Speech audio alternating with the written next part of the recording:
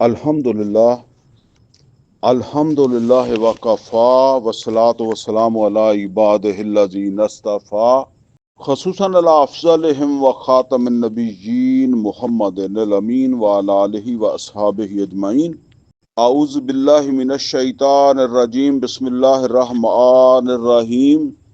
قال اللہ عز وجل فی کتابہ الکریم والشمس والضحاہا والقمر اذا طلعاها والنهار اذا جلاها والليل اذا يغشاها والسماء وما بناها والأرض وما طحاها ونفس وما سواها فألهمها فجورها وتقواها قد أفلح من زكاها وقد خاب من دساها كذبت ثمود بطغواها إذ انبعث أشقاها فقال لهم رسول الله ناقة الله وسقياها فكذبوه فعقروها فدمدم عليهم ربهم بذنبهم فسواها ولا يخاف عقباها۔ صدق اللہ العلی العظیم۔ رب اشرح لی صدری ویسر لی امری واحلل عقدۃ من لسانی یفقہوا قولی۔ اللہم ارنا الحق حقا وارزقنا اتباعہ وارنا الباطل باطلا وارزقنا اجتنابہ، آمین یا رب العالمین۔ عزیز دوستو، ہم اپنے اس ہفتہ وار درس میں 30ویں سپارے کا مطالعہ کر رہے ہیں، اور 30ویں سپارے میں آج ہم انشاءاللہ سورہ شمس جو ہے اس کا مطالعہ کر رہے ہیں۔ سورہ شمس کے مضامین کے حوالے سے جو موضوع آج جس موضوع پر گفتگو ہو رہی ہے، یا جو موضوع اس کے اندر جو ہے وہ بیان ہو رہا ہے، وہ ہے ایمان اور تزکیہ نفس۔ یہ تزکیہ نفس کے بارے میں جو ہے وہ آپ نے ضرور جو ہے وہ سنا ہوگا، اور اس صورت میں بھی اللہ تعالیٰ نے یہی بات جو ہے وہ فرمائی ہے کہ کامیابی اسی کو ہے جس نے اپنا تزکیہ کر لیا۔ تو اب سب سے پہلے جو چیز ہے وہ یہ سمجھنے کی ہے کہ تزکیہ جو ہے اصل میں کس کو کہتے ہیں۔ دیکھیں، ہمارا سب کا پس منظر جو ہے نا وہ دیہات کا ہے، اور دیہات میں جب لوگ فصل کاشت کرتے ہیں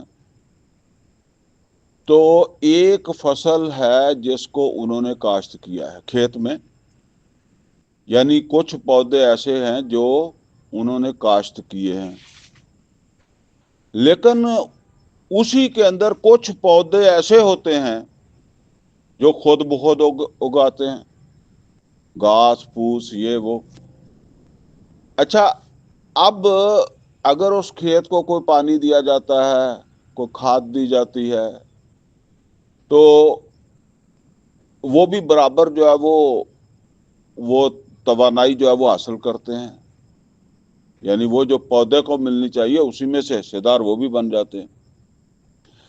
اچھا، اب کسان جب یہ دیکھتا ہے کہ میرے لگائے ہوئے پودے جو ہے وہ اس کے علاوہ یہ بھی اس کے اندر جو ہے وہ آ گئے ہیں، اور اس کو یہ گوارا نہیں ہے کہ جو میرے پودے ہیں ان کی نشو و نما کے لیے پانی ضروری ہے، کھاد ضروری ہے، اور بھی جو کچھ ضروری ہے، تو یہ دوسرے پودے جو ہے نا ان کو ختم ہونا چاہیے، ان کو تلف ہونا چاہیے۔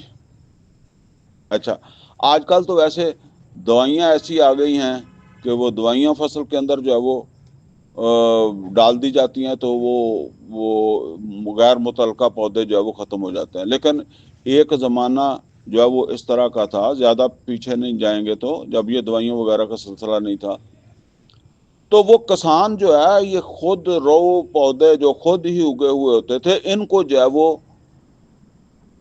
اکھاڑنے کے لیے، تلف کرنے کے لیے کھرپا لے کر جو ہے وہ کھیت میں بیٹھ جاتا تھا، اور وہ زمین کے اندر وہ کھرپا مار کے ان پودوں کو جو ہے وہ اکھاڑتا تھا۔ اس کو گوڈی کا عمل بھی جو ہے وہ کہتے ہیں، یعنی غیر ضروری پودے جو ہیں ان کو اکھاڑنا ہے۔ اچھا، اب یہ سمجھ لیں کہ یہ عمل بار بار کرنا پڑتا ہے، اس لیے کہ کچھ وقت کے بعد وہ پھر اگائیں گے، یعنی وہ غیر ضروری پودے جو خود بخود اگتے ہیں نا وہ پھر اگائیں گے، پھر ان کو اکھاڑنا پڑے گا، پھر اگائیں گے، پھر ان کو اکھاڑنا پڑے گا، یہاں تک کہ وہ فصل جو ہے وہ اپنے مکمل ہو جائے، وہ اپنی فصل جو ہے وہ سنبھال لے کسان۔ اچھا، اگر بالفرض ان کو نہ وہ تلف کرے تو یہ بعض اوقات اتنے طاقتور ہو جاتے ہیں کہ وہ اصل فصل جو ہے وہ تو اس کو جو ہے وہ گرو ہی نہیں کرنے دیتے، اس کی نشو و نما جو ہے اس کو انتہائی متاثر کر دیتے، تو لہٰذا ان کا اکھاڑنا جو ہے وہ بڑا ضروری ہوتا ہے۔ بالکل یہی عمل ہے تزکیے کا۔ اللہ تعالیٰ نے انسان کو پیدا فرمایا ہے، اور انسان کو اللہ تعالیٰ نے جو ہے وہ بہترین تخلیق جو ہے وہ قرار دیا۔ لَقَدْ خَلَقْنَا الْإِنسَانَ فِي أَحْسَنِ تَقْوِيمٍ، اور قرآن کریم کے اندر فرمایا وَلَقَدْ كَرَّمْنَا بَنِي آدم، اور ایک جگہ فرمایا خَلَقْتُهُ بِيَدَيَّ، میں نے اسے جو ہے وہ اپنے دونوں ہاتھوں سے پیدا کیا۔ تو اب یہ جو اللہ تعالیٰ کی تخلیق ہے، ایک طرف یوں سمجھ لیں کہ یہ اللہ تعالیٰ کی جو تخلیق ہے اس میں چوٹی کی مخلوق ہے جو اللہ نے بنائی ہے۔ اچھا، ایک تو ہمارا یہ جسم ہے جو ہم جو ہے وہ دیکھتے ہیں، پہچانتے ہیں، لیکن انسان کی تخلیق میں اللہ تعالیٰ نے ایک اور چیز بھی رکھی ہے جسے فطرت کہا گیا ہے، فطرت انسانی۔ وہ فطرت انسانی کیا ہے؟ اللہ تعالیٰ نے جب انسانوں کی روحوں کو پیدا فرمایا تھا تو ان سے ایک عہد لیا تھا، اور اس کو عہد کو کہتے ہیں عہد الست، سورہ اعراف میں اس کا ذکر ہے۔ ان سے پوچھا تھا کیا میں تمہارا رب نہیں ہوں؟ تو انہوں نے کیا جواب دیا روحوں نے؟ قالوا بلا و شاہدنا، انہوں نے کہا کیوں نہیں، ہم اس کے گواہ ہیں کہ تو ہی ہمارا جو ہے وہ رب ہے۔ اب یہ جو تعارف اللہ نے کروایا تھا نا، یہ تعارف اللہ تعالیٰ نے جو ہے نا وہ انسان کے اندر رکھ دیا، اللہ کا یہ تعارف انسان کی فطرت بنا دیا، یعنی اس کو اس بات کا پتہ ہے کہ یہ خیر ہے اور یہ شر ہے، جو فرمایا نا اما شاکرم و اما کفورا، یعنی فطرت جو ہے نا وہ شر اور خیر کو پہچانتی ہے، اور اسے پتہ ہے کہ یہ میرے رب کا تقاضا ہے، کیونکہ وہ رب کو پہچانتی ہے، اور یہ رستہ دوسرا جو ہے نا یہ منکر ہے، غلط رستہ ہے، میں نے معروف کی طرف جو ہے وہ سفر کرنا ہے، منکر کی طرف جو ہے وہ نہیں کرنا۔ یہ اللہ تعالیٰ نے انسان کی فطرت کے اندر یہ چیز رکھ دیا۔ جب بچہ پیدا ہوتا ہے، وہ کوئی بھی بچہ پیدا ہو، نبی صلی اللہ علیہ وسلم نے فرمایا کہ کل مولود یولد علی الفطرہ، ہر بچہ جو پیدا ہوتا ہے نا وہ فطرت کے اوپر پیدا ہوتا ہے، مطلب فطرت اسلام پر پیدا ہوتا ہے۔ فَأَبَوَيْهِ يُوَحِّدَانِهِ أَوْ يُمَجِّسَانِهِ أَوْ يُنَصِّرَانِهِ أَوْ كَمَا قَالَ رسول اللہ صلی اللہ علیہ وسلم۔ اب پھر یہ اس کا ماحول ہے کہ وہ اسے جو ہے وہ یہودی بنا دیتا ہے، عیسائی بنا دیتا ہے، مجوسی بنا دیتا ہے، او کما قال رسول اللہ صلی اللہ علیہ وسلم، یعنی وہ اپنا ماحول جو ہے اس کے اثرات قبول کرتا ہے بچہ. ظاہر ہے وہ جب پیدا ہوتا ہے تو کسی نہ کسی ماحول میں پیدا ہوتا ہے، اس کے ماں باپ کے کچھ نظریات ہیں، پھر اس معاشرے کے کچھ نظریات ہیں.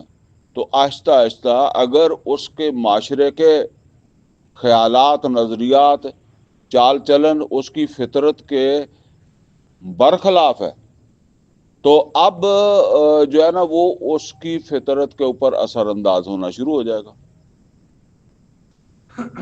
اور آہستہ آہستہ وہ فطرت سے دور ہونا شروع ہو جائے گا. اللہ تعالیٰ فرماتا ہے کہ اپنے آپ کو فطرت کے اوپر قائم رکھو. اور یہ بات جو ہے نا وہ اللہ تعالیٰ نے سورہ روم کے اندر فرمائی ہے. سورہ روم کے اندر فرمایا فَأَقِمْ وَجْهَكَ لِلدِّينِ حنیفہ، اپنا چہرہ، اپنا رخ دین کی طرف کر لو اور یکسو ہو جاؤ، یعنی اپنی منزل کو پہچان کر یکسو ہو جاؤ.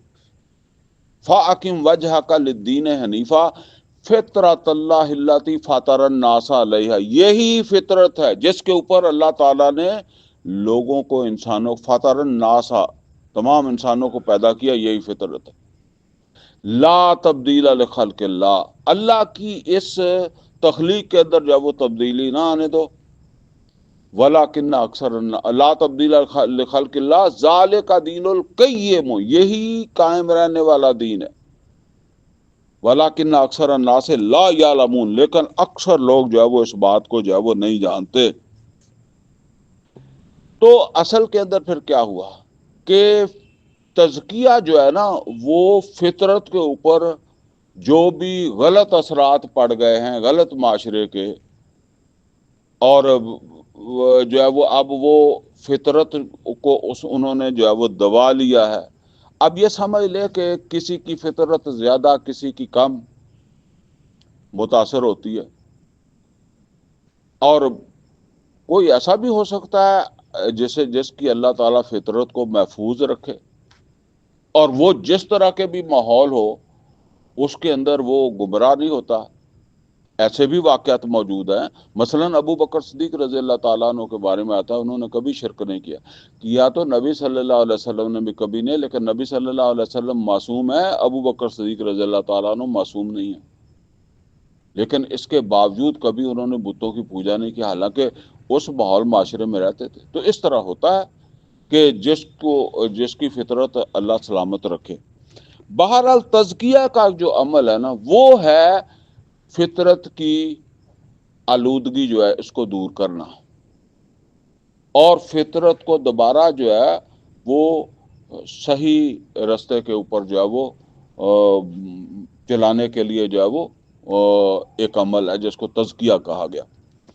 اچھا، اب یہ سمجھ لیں جی کہ تزکیہ جو ہے وہ ظاہر بات ہے اتنا ضروری عمل ہے، تو یہ سب سے پہلے کس نے کیا امت میں؟ جب قرآن میں کہا گیا ہے کہ تزکیہ جو کامیاب وہ ہے جس نے تزکیہ کر لیا، تو ظاہر بات ہے کہ یہ لازمی طور پر وہ عمل ہونا چاہیے جو محمد اور رسول اللہ صلی اللہ علیہ وسلم نے بھی کیا ہو، کیونکہ اس کے بغیر تو کامیابی نہیں ہے. تو یہ سمجھ لیں جی کہ تزکیے کا عمل سب سے پہلے محمد اور رسول اللہ صلی اللہ علیہ وسلم نے کیا. چنانچہ قرآن حکیم کے اندر 4 دفعہ یہ آیت آئی ہے، 2 دفعہ سورہ بقرہ میں، 1 دفعہ سورہ آل عمران میں، اور 1 دفعہ سورہ جمعہ کی 2 نمبر آیت کے طور پر جو وہ یہ آیت آئی ہے، جس میں نبی صلی اللہ علیہ وسلم کے تزکیہ کرنے کا ذکر ہے، صحابہ کا تزکیہ کرنے کا ذکر ہے. اب ذرا اس کو پڑھ لیں. فرمایا هو الذی بعث فی الامیین رسولا منہم، وہ اللہ ہے جس نے امیین کے اندر جو وہ ایک رسول کو اٹھایا. هو الذی بعث فی الامیین رسولا منہم، اور وہ رسول کیا کرتا ہے؟ یاتلو علیہم آیاتہ، وہ ان کے سامنے اللہ کی آیات پڑھتا ہے. اور دوسرا کیا ہے؟ وَيُزَكِّيهِمْ، دوبارہ سن لیں، وَيُزَكِّيهِمْ، ان کا تزکیہ کرتا ہے. یزکیہم کا کیا مطلب ہے؟ ان کا تزکیہ بھی کرتا ہے یعنی وہ امیین جو ہیں ان کا تزکیہ بھی کرتے ہیں محمد رسول اللہ صلی اللہ علیہ وسلم. هو الذی بعث فی الامیین رسولا منہم یتلو علیہم آیاتہ ویزکیہم ویعلمہم الکتاب والحکمہ، اور ان کو کتاب اور حکمت کی تعلیم بھی دیتے ہیں. وَإِنْ كَانُوا مِنْ قَبْلُ لَفِي ضَلَالٍ مُبِينٍ، جب یہ نہیں ہو رہا تھا، یعنی یہ قرآن نہیں سنایا جا رہا تھا، یہ تزکیہ نہیں ہو رہا تھا، اور یہ قرآن کتاب کی تعلیم نہیں دی جا رہی تھی، یہ حکمت نہیں سمجھائی جا رہی تھی، سکھائی جا رہی تھی، تو اس وقت وہ تھے گمراہ. وَإِنْ كَانُوا مِنْ قَبْلُ لَفِي ضَلَالٍ مُبِينٍ، کھلی گمراہی کے اندر جو ہے وہ مبتلا تھے. تو اس کا مطلب یہ ہے کہ جی سب سے پہلے قرآن فرماتا ہے کہ سب سے پہلے محمد رسول اللہ صلی اللہ علیہ وسلم ہیں جنہوں نے تزکیہ کیا ہے. اچھا، نبی کریم صلی اللہ علیہ وسلم نے، ظاہر بات ہے کہ کسی ایک صحابی کا تزکیہ تو نہیں کیا، ہزاروں صحابہ کا تزکیہ کیا.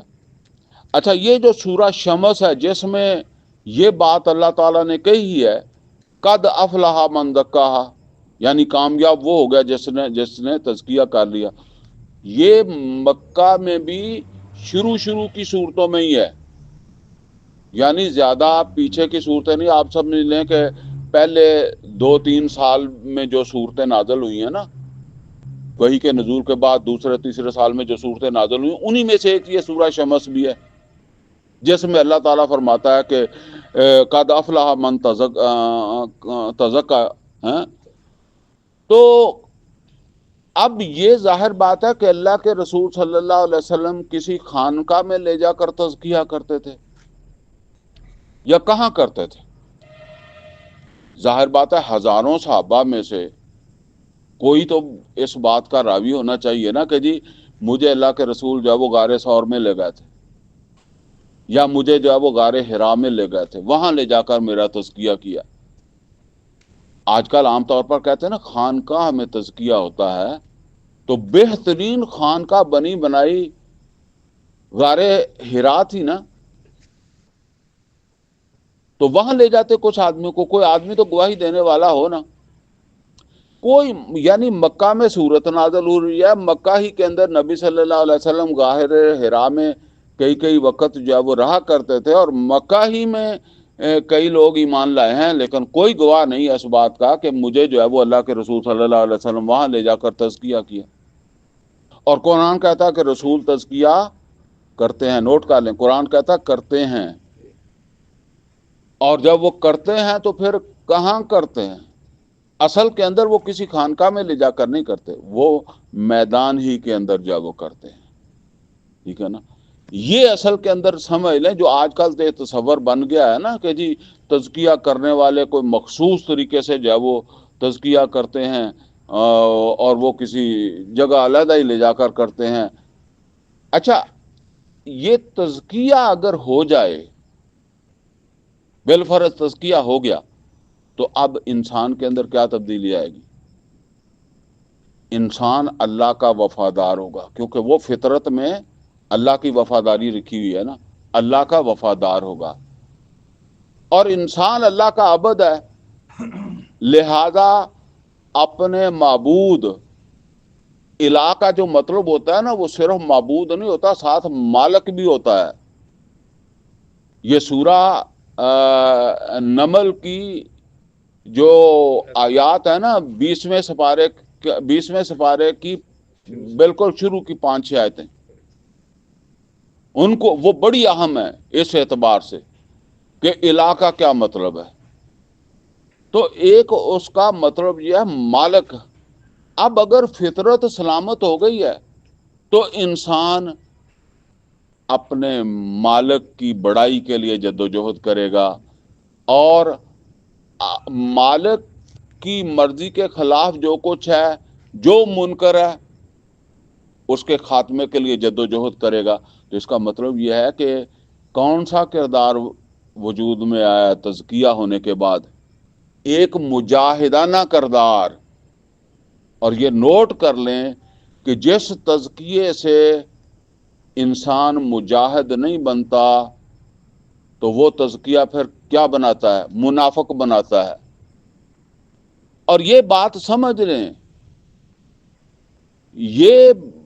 یہ بات کہ جی ایک بندہ جو ہے وہ 5 وقتہ نمازی ہے یا تسبیح ذکر اذکار کرتا ہے، یہ جہاد نہیں ہے.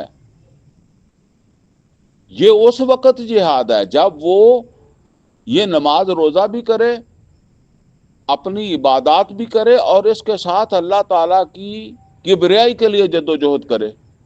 وہ حدیث آپ نے سنی ہوگی کہ حدیث قدسی ہے جس میں نبی صلی اللہ علیہ وسلم فرماتے ہیں کہ اوح اللہ عز و جل الی جبریل علیہ السلام، اللہ تعالیٰ نے وحی کی جبرائیل علیہ السلام کی طرف، انقل مدینہ تا قضا و قضا بہا لیا، کہ فلاں فلاں بستی جو ہے اس کو اس کے رہنے والوں کے سمیت جو ہے وہ تباہ کر دو. تو جبرائیل امین کہنے لگے یا رب ان فیہا عبدا کا فلانا لم یاسی کا طرفۃ عین، اے اللہ اس میں، اے رب اس میں تیرا ایک وہ بندہ بھی رہتا ہے جس نے پلک جھپکنے کی دیر تیری نافرمانی نہیں کی. ظاہر بات ہے کہ اگر خانقاہ میں گھس گیا ہے تو اب اس نے نافرمانی کیا کرنی ہے؟ وہاں اب مسجد کے ایک کونے کے اندر لگ کر جو ہے وہ بندہ بیٹھ گیا ہے تو بس اعتکاف بیٹھ گیا ہے مسجد میں ہے، کیا نافرمانی؟ اللہ اللہ تو کرے گا، ٹھیک ہے نا. تو وہ کہہ رہے ہیں لم یاسی کا طرفۃ عین، پلک جھپکنے کی دیر اس نے تیری نافرمانی نہیں کی. قال فقال، تو نبی صلی اللہ علیہ وسلم فرماتے ہیں اس کے اوپر اللہ نے جبرائیل امین سے کہا اقلبھا علیہ والہم، پہلے اسی پر پلٹو، بعد میں دوسروں کے اوپر اس بستی کو جب وہ پلٹنا. کیوں؟ ان وجہ لم یتمار فیہا ساعتم وقت، یہ اپنی اللہ اللہ میں لگا رہا ہے نا، اس نے بیرونی ماحول دیکھا ہی نہیں. اب ذرا اس کو ملائیں، اگر نبی صلی اللہ علیہ وسلم غار حرا میں بیٹھے رہتے، بہترین سمجھ لیں کہ خانقاہ ہے، تو نیچے کا ماحول بدل سکتا تھا. رسالت کی تو ذمہ داری یہ تھی کہ نیچے کا ماحول جو ہے اس کی طرف متوجہ ہونا ہے نا. رسالت کی ڈیوٹی تو یہ دوسرے لوگوں سے متعلق ہے، ٹھیک ہے نا.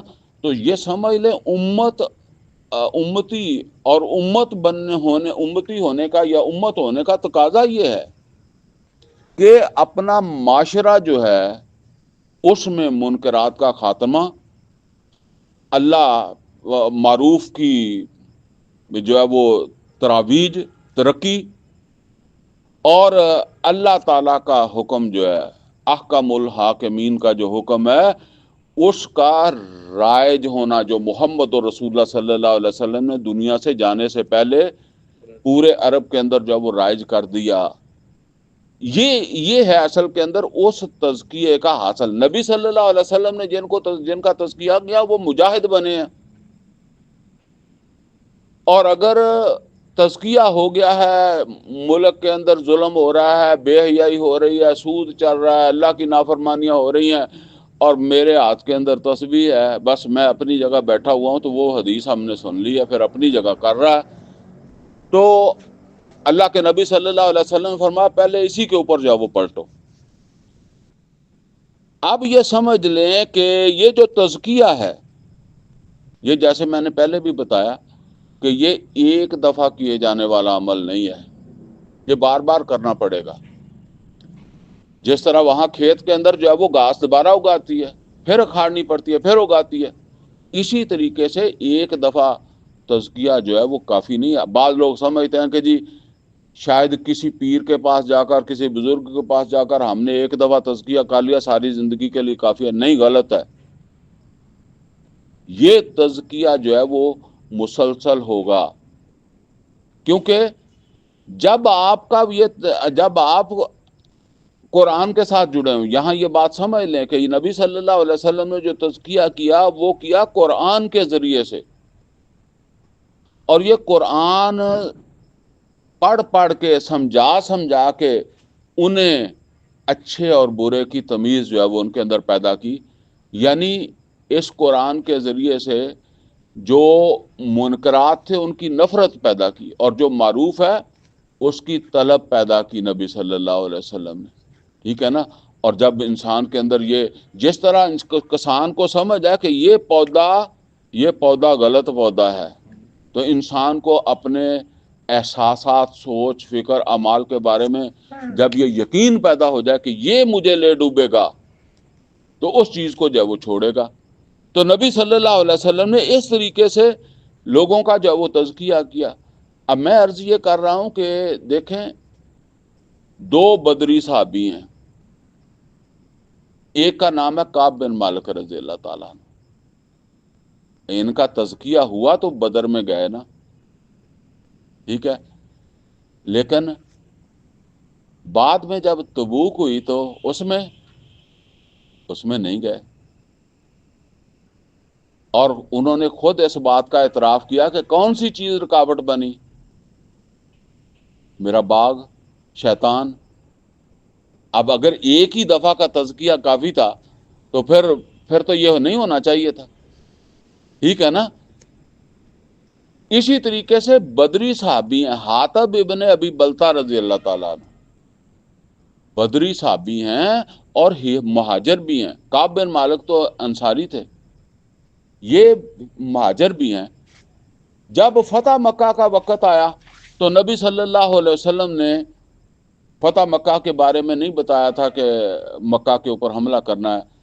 بہرحال انہوں نے خود ہی اندازہ لگا کر، ان کے بیوی بچے جو ہے وہ وہاں تھے مکہ میں، تو انہوں نے ایک خط جو ہے وہ مکے والوں کو لکھ دیا جس میں یہ راز فاش کر دیا کہ نبی صلی اللہ علیہ وسلم جو تیاری کر رہے ہیں نا،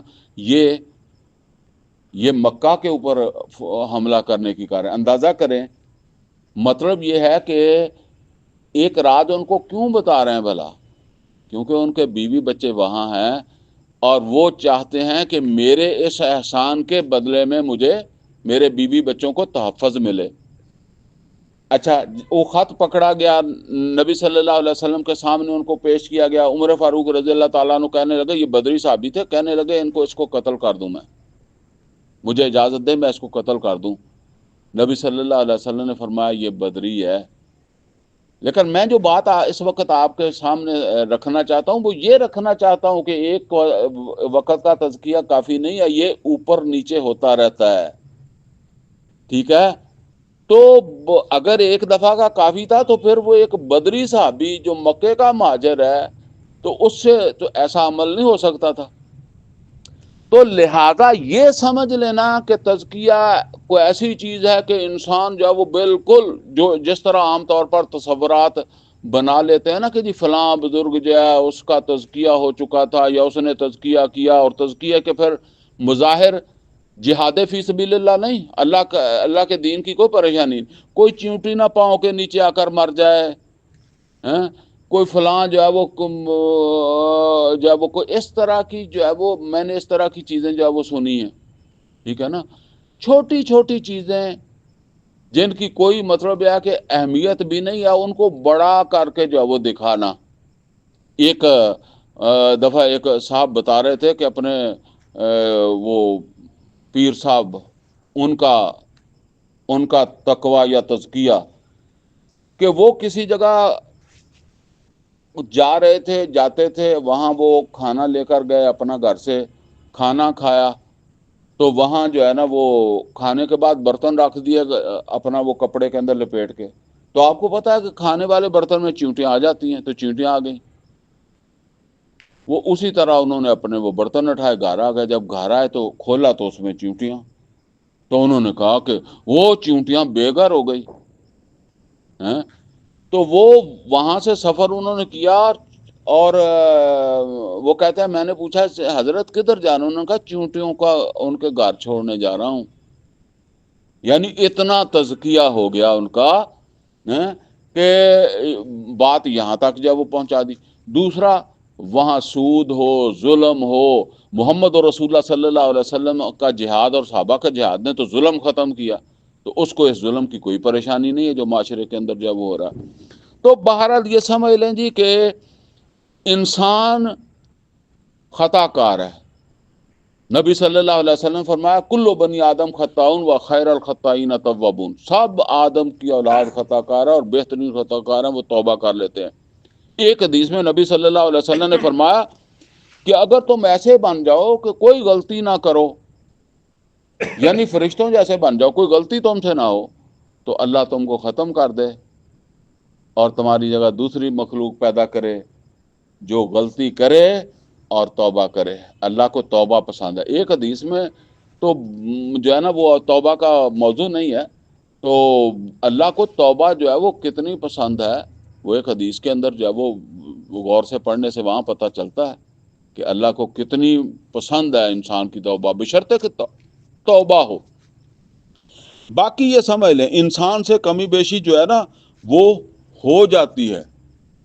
اب میں ایک آیت آپ کو جو ہے وہ سناتا ہوں۔ ویسے اس مضمون کی آیت جو ہے وہ سورہ نساء میں بھی آئی ہے، سورہ شورا میں بھی آئی ہے، لیکن میں جو سنا رہا ہوں نا وہ سورہ نجم کی آیت نمبر 32 ہے۔ اس آیت کو ذرا توجہ سے سن لیں۔ اور یہ جو کہتے ہیں نا کہ جی بڑی بڑی چیزوں کو نظر انداز کرتے ہیں اور چھوٹی چھوٹی چیزوں کو سمجھتے ہیں کہ یہ تزکیے کا نتیجہ ہے۔ فرمایا الذین یجتنبون کبائر الاثم والفواحش، بے شک وہ لوگ جو بڑے بڑے گناہوں سے بچتے رہیں۔ الذین یجتنبون کبائر الاثم والفواحش، وہ لوگ جو بڑے بڑے گناہوں سے بچتے رہیں اور بے حیائی کے کاموں سے بچتے رہیں۔ الا اللمم، سوائے اس کے کہ لمم ہو سکتی ہے۔ لمم کیا ہے؟ کہ کوئی چھوٹے موٹی چیزیں ہیں، وہ تو جیسے فرمایا نا کہ کلو بنی آدم خطاؤن، وہ تو ہو جائے گی۔ کوئی انسان اس سے کیسے بچے گا؟ عام انسان تو معصوم نہیں ہے نا، معصوم کو چھوڑیں، عام انسان کی بات کریں وہ کیسے بچے گا؟ الا اللمم، پھر کچھ نہ کچھ تو ہو جائے گا۔ آگے فرما ان ربک واسع المغفرہ، اور کوئی بڑی مطلب چیز بھی ہو جائے نا، کوئی بڑا گناہ بھی ہو جائے تو رستہ بند نہیں ہے۔ ان ربک واسع المغفرہ، تمہارا رب بڑی وسیع مغفرت کا حامل ہے۔ توبہ کرو، توبہ ہو، تمہارا رب معاف کر دیتا ہے۔ آگے فرما ہوا عالم بکم اذا انشاکم من الارض، وہ تمہیں اس وقت سے جانتا ہے جب اس نے تمہیں زمین سے پیدا کیا تھا۔ آدم کو زمین سے مٹی سے پیدا کیا تھا، اس وقت سے جانتا ہے جب اس نے تمہیں زمین سے پیدا کیا۔ جس طرح ہم بعض اوقات کسی کو کہتے ہیں کہ میں تو تمہاری جڑوں کو جانتا ہوں، اللہ کہتا ہے میں اس وقت سے تم کو جانتا ہوں۔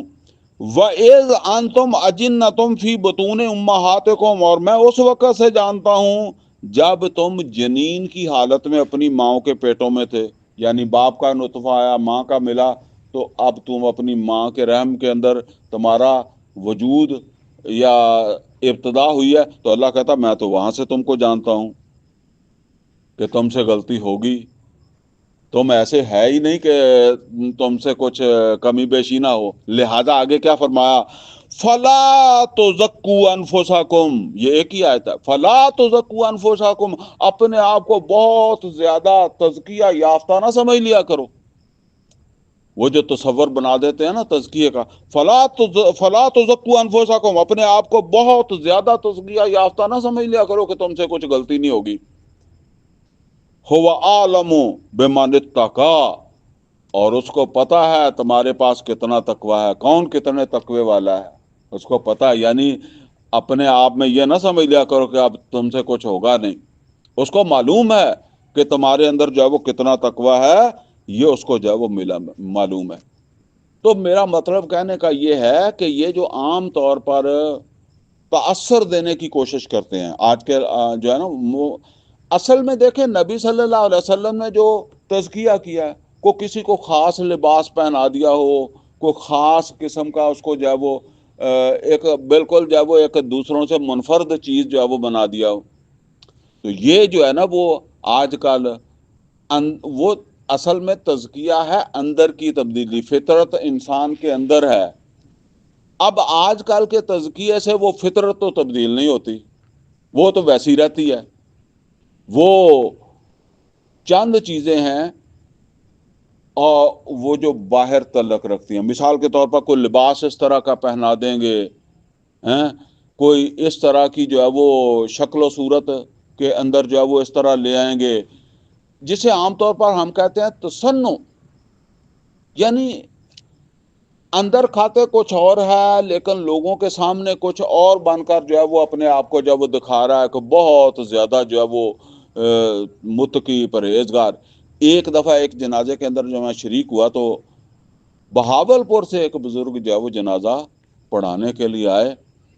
آپ یقین کریں میں سچ بات کہہ رہا ہوں، وہ جس طرح چل رہے تھے نا تو مجھے لگا یہ اندھے ہیں۔ آنکھیں ان کی کھلی تھی لیکن چلنے کا انداز ایسا تھا جیسے پھونک پھونک کے قدم رکھنا بندہ اندھا ہوتا ہے۔ تو میں نے اپنے ساتھ جو ہے وہ کھڑے ایک آدمی سے پوچھا، میں نے کہا یہ بزرگ اندھے ہیں؟ میں نظر نہیں آتا۔ میں نے ویسے سمجھا نابینا بھی تو ہو سکتے ہیں نا، نابینا ہے، میں نے اندھے نہیں کہا ہوگا تو نابینا کہہ دیا ہوگا۔ تو وہ مجھے کہنے لگے کہ نہیں، یہ بڑے تصنع کے ساتھ رہتے ہیں، جہاں یہ رہتے ہیں میں وہاں بھی جا کے دیکھا ہے ان کو، یعنی اپنے ایک اس طرح کا جو ہے وہ بنا لینا۔ تو بہرحال جو ہے نا وہ یہ تزکیہ باہر کی چیز نہیں ہے، یہ اندر کی چیز ہے۔ اگر اللہ تعالیٰ کسی کو جو ہے وہ توفیق دے دے تو اس کی تبدیلی جو ہے وہ اندر آتی ہے۔ اب جی ان آیات کو ہم پڑھ لیں جن کے حوالے سے یہ گفتگو جو ہے وہ شروع ہوئی تھی۔ فرمایا والشمس والضحاہا، سورج کی قسم اور اس کی روشنی کی قسم، والقمر اذا تلاہا، اور چاند کی قسم جب وہ اس کے پیچھے نکلتا ہے، والنہار اذا جلاہا، اور دن کی قسم جس وقت وہ روشن کر دے، ہر چیز نظر آنے لگ جائے، واللیل اذا یغشاہا، اور رات کی جب وہ ڈھانپ لے، سورج بھی گیا اور بلکہ ہر چیز نظر آنا بند ہو گئی، والسماء وما بناہا، آسمان کی قسم یا آسمان کی گواہی، یہ واو جو ہے گواہی کے معنی میں بھی آ جاتی ہے، وما بناہا، اور جو جس نے اس کو بنایا ہے یا جیسا کہ اس کو بنایا گیا ہے، والارض وما طحاہا، اور زمین کی گواہی یا زمین کی قسم اور جیسا کہ اس کو بچھا دیا گیا، ونفس وما سواہا، اور نفس کی قسم یا نفس کی گواہی جو اسے جو ہے وہ ہر اعتبار سے درست بنایا گیا۔ وہ میں کہا کرتا ہوں کہ دیکھیں یہ انسان کا وجود ہے نا، کوئی غلطی تو نکال کر دکھائے، حالانکہ غلطی نکالنا آسان ہوتا ہے۔ آپ کسی کو یہ کہیں نا کہ یہ اس طرح کی تعمیر کر دو، وہ کہے گا جی میں نہیں کر سکتا۔ تعمیر ہو چکی ہو تو آپ کہیں غلطی نکال دے، ہزار غلطیاں نکال دے گا۔ غلطی نکالنی آسان ہوتی ہے نا۔ اللہ کہتا ہے کہ یہ جو میری بناوٹ ہے نا اس میں غلطی نکالو۔ سورہ ملک کے پہلے رکوع کے اندر وہ آتا ہے نا کہ ذرا اپنی نظر کو اٹھا کر دیکھو، پھر دیکھو، فرج البصر کرتین، بار بار اپنی نظر کو جو ہے وہ لٹاؤ، حل تارا من فطور، کیا تمہیں کوئی فطور نظر آیا، کوئی گڑبڑ نظر آئی؟ تو اللہ تعالیٰ کہتا ہے کہ یہ جو نفس کو ہم نے بنایا اس کی بھی گواہی ہے، اس میں کوئی کمی ہے؟ تم کوئی سجیشن دے سکتے ہو کہ یہ ناک یہاں نہیں لگنا چاہیے تھا، یہاں زیادہ بہتر تھا، یہ آنکھیں یہاں نہیں لگنی چاہیے تھی، یہاں بہتر تھی، یہ ٹانگیں جو ہے وہ اس طرح کی ہونی چاہیے تھی، ہاتھ اس طرح کے ہونے چاہیے تھے؟ کبھی آپ غور کریں، ہر چیز جو جس جگہ پر ہے، میں کہا کرتا ہوں آپ شرمگاہ کو دیکھیں، کتنے انسان کے سب سے محفوظ جگہ کے اوپر جو اللہ نے لگائی، چھپائے بھی رکھنا ہے ہر وقت، اور پھر خطرہ بھی ہے۔ آپ کبھی اس بات کے اوپر غور کریں، کسی خاتون کے ساتھ عورت کے ساتھ آدمی ایک مرد جو ہے وہ آسانی کے ساتھ زیادتی نہیں کر سکتا اگر اس عورت کا ارادہ نہ ہو تو، ایسی جگہ پر اللہ نے لگائی ہے۔ ہاں یہ علیحدہ بات ہے کہ دو چار مل جائیں یا کوئی بندہ چھری لے کر آ جائے، وہ ایک علیحدہ بات ہے، لیکن نارمل طریقے سے وہ استثناءات ہیں، وہ تو پھر کسی مرد کے ساتھ بھی ہو سکتا ہے، کوئی زیادتی کر دے، ٹھیک ہے نا، کوئی چھری کے زور پر کس طریقے سے، لیکن اللہ نے ایسی جگہ لگائی ہے کہ حت الوسع محفوظ ترین مقام ہے انسان کے وجود کا، جہاں اللہ نے یہ شرمگاہ لگائی ہے۔ تو فرمایا وہ نفسم و ما سواہا، اور نفس کی گواہی یا نفس کی قسم کہ اس کا جو ہر اعتبار سے جو ہے وہ اس کا درست بنانا ہے، فَأَلْهَمَهَا فُجُورَهَا وَتَقْوَاهَا، اور پھر اس کے اندر جو الہام کر دیا ہے۔ فجور کیا ہوتا ہے؟ فسق و فجور، نافرمانی، گناہ، سرکشی، کہ ہم نے اس کے اندر جو ہے وہ یہ گناہ کا احساس، شعور، یہ بھی اس کے اندر جو ہے وہ رکھ دیا ہے۔ وَتَقْوَاهَا، یعنی اس کے اندر گناہ کی طرف رجحان بھی ہے، لیکن دوسری طرف کیا ہے؟ وَتَقْوَاهَا، تقوی بھی رکھ دیا ہے۔ تو وہ یہ بھی ہو سکتا ہے کہ انسان اگر اپنی شہوت کے پیچھے لگے، اپنے پیٹ کے پیچھے لگے، ٹھیک ہے نا، وہ جو فرمایا وَزُيِّنَ لِلنَّاسِ حُبُّ الشَّهَوَاتِ، سورہ آل عمران میں، وَزُيِّنَ لِلنَّاسِ حُبُّ الشَّهَوَاتِ مِنَ النِّسَاءِ وَالْبَنِينَ وَالْقَنَاطِيرِ الْمُقَنطَرَةِ مِنَ الذَّهَبِ وَالْفِضَّةِ وَالْخَيْلِ الْمُسَوَّمَةِ وَالْأَنْعَامِ وَالْحَرْثِ، ان سب چیزوں کا تعلق اس نفس کے ساتھ ہے نا، تو اس کے پیچھے لگ گیا بغیر کسی جو ہے وہ حدود کے، تو پھر جو ہے وہ ڈوب جائے گا۔ اب بہرحال اللہ کہتا ہے کہ یہ دونوں چیزیں ہم نے اس کے اندر جو ہے وہ رکھ دی ہیں۔ فَأَلْهَمَهَا فُجُورَهَا وَتَقْوَاهَا قَدْ أَفْلَحَ مَنْ زَكَّاهَا، بے شک کامیاب ہو گیا جس نے اس کو، نفس کو پاک کیا، نفس کا تزکیہ کیا، اس کو آلودگی کے ساتھ سے بچا لیا، اور جس کا نفس جو ہے وہ آلودہ رہا، اس کی فطرت آلودہ رہی، تو وہ مارا گیا۔ قَدْ خَابَ مَنْ دَسَّاهَا، اور جس نے اس کی صفائی کی پرواہ نہیں کی، اس کے تزکیہ کی پرواہ نہیں کی، تو وہ اس کو جو ہے وہ اس نے خاک کے اندر جو ہے وہ ملا دیا، تو وہ نامراد ہوا، برباد ہوا۔ اب یہ تو ایک بندے کی بات ہے نا، تو قوموں کی قومیں بھی جو ہے نا وہ غیر تزکیہ یافتہ بن جاتی ہیں۔ جس طرح قرآن حکیم کے اندر جو ہے وہ سورہ جمعہ کے اندر فرمایا یہود کے بارے میں کہ مثال ان لوگوں کی جنہیں قرآن دیا، مثال ان لوگوں کی جنہیں تورات دی گئی، جن کو تورات کا حامل بنایا گیا، پھر انہوں نے اس کے تقاضے پورے نہیں کیے۔ کمثل الحمار، تو اللہ کہتا ہے کہ یہ تقاضے نہ پورے کرنے والوں کی مثال کیا ہے؟ کمثل الحمار، گدھے کی مثال ہے، کھوتے کی مثال ہے۔ اور آگے فرمایا بئس مثل القوم الذین کذبوا بآیات اللہ، یعنی ایک قوم بھی ایسی ہو سکتی ہے جو گدھے کی مثال بن جائے۔ اور بھی قرآن حکیم کے اندر جو ہے وہ ایک آدمی کی مثال دے کر جو ہے وہ پھر پوری کی پوری قوموں کا ذکر ہے۔ یہاں بھی فرمایا کہ پوری کی پوری قوم جو ہے وہ ایسی ہو کہ جس کا تزکیہ کیا جائے اور وہ تزکیے کو قبول ہی نہ کرے۔ یہ ایسی بات ہے نا کہ محمد رسول اللہ صلی اللہ علیہ وسلم تو تزکیہ کر رہے ہیں، آگے سے بندہ تزکیہ قبول کرنے والا نہیں ہے۔ آپ دوائی دینا چاہتے ہیں بیمار کو، بیمار آگے سے دوائی نہیں لینا چاہتا، تو فرمایا کہ کذبت ثمود بتغواہا، تو قوم سمود نے بھی جٹلایا تھا اپنی سرکشی سے، کس کو؟ جو ان کا تزکیہ کرنے کے لیے آیا تھا، صالح علیہ السلام۔ اذ انبعث اشقاہا، اور جب ان میں سے ایک بدبخت اٹھا، فقال لهم رسول اللہ ناقۃ اللہ وسقیاہا، ان کو کہہ دیا تھا اللہ کے رسول نے کہ یہ اللہ کی اونٹنی ہے اور اس کے پینے کی باری ہے، ہیں؟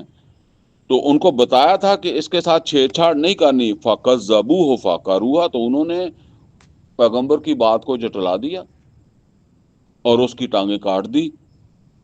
فَدَمْدَمَ عَلَيْهِمْ رَبُّهُمْ بِذَنبِهِمْ فَسَوَّاهَا، تو اللہ نے تباہی ڈال دی، ہلاکت ڈال دی اس قوم کے اوپر ان کے گناہوں کی وجہ سے، اور ایسی تباہی ڈال دی کہ برابر کر دیا، اونچ نیچ زمین کے برابر ان کو زمین میں ملا دیا۔ ولا یخاف عقباہا، اور اللہ کوئی خوف نہیں رکھتا یعنی ان کے انجام کا، کوئی اللہ کو ڈر نہیں ہے۔ ہوتا ہے نا کہ باپ جس وقت اپنے بیٹے کو کہتا ہے گھر سے نکل جا، اور وہ دروازے تک پہنچ جائے نکل کے، تو پھر دل کیسے کرنے لگ جاتا ہے؟ دل جو ہے وہ دھک دھک کرنے لگ جاتا ہے کہ یہ چلا جائے گا گھر خالی ہو جائے گا۔ بیوی کو کہہ دیتا ہے نکل جا، اور جب وہ چلی جائے تو پھر خالی خالی گھر لگتا ہے۔ اللہ کو زمین خالی نہیں لگتی، اللہ ایسے لوگوں کو تباہ کرتا ہے، برباد کرتا ہے، تو اللہ کو کوئی پرواہ نہیں۔ تو بات سمجھیں جی کہ یہ تزکیے کی، جس تزکیے کی بات یہاں بتائی گئی ہے، اور جس نہ ہو تو پھر اگر کسی قوم کا نہ ہو تو قوم تباہ کر دی جاتی ہے، بندہ تو تباہ ہوتا ہی ہے، قومیں بھی تباہ ہو جاتی ہیں جب ان کا تزکیہ نہیں ہوتا۔ اور وہ تزکیہ جب اللہ کی کتاب جو ہے اس کو وہ قبول نہیں کرتی، اس کی حامل صحیح طریقے سے نہیں بنتی، ٹھیک ہے، تو اس کا پھر انجام جو ہے وہ ہوتا ہے جو اللہ تعالیٰ نے یہاں جو ہے وہ بتایا ہے۔